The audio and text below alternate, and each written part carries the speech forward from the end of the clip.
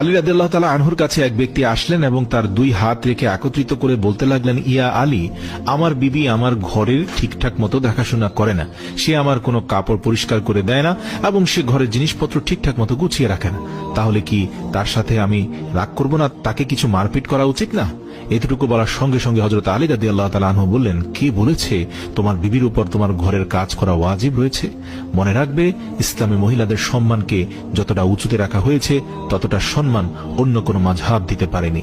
আমি আল্লাহর রাসূলের কাছ থেকে শুনেছি, মহিলাদের সবচেয়ে বড় দায়িত্ব হলো সে যেন তার সন্তানকে ভালোভাবে মানুষ করে এবং সে তার সন্তানের দেখাশোনা করে। কিন্তু যদি তার সন্তানের দেখাশোনা করার জন্য তার স্বামীর কাছে সাহায্য চেয়ে নেয়, তাহলে সেটিও চাইতে পারে। আর এখানে তুমি তাকে ঘরের কাজ করার জন্য বলছো? যদি মহিলারা তার নিজের খুশিতে ঘরের কাজ করে থাকে, সেটি তার দয়া, সেটি তার জন্য বাড়তি কাজ, আর সেটার জন্য তুমি শুকরিয়া আদায় করতে থাকো এবং তার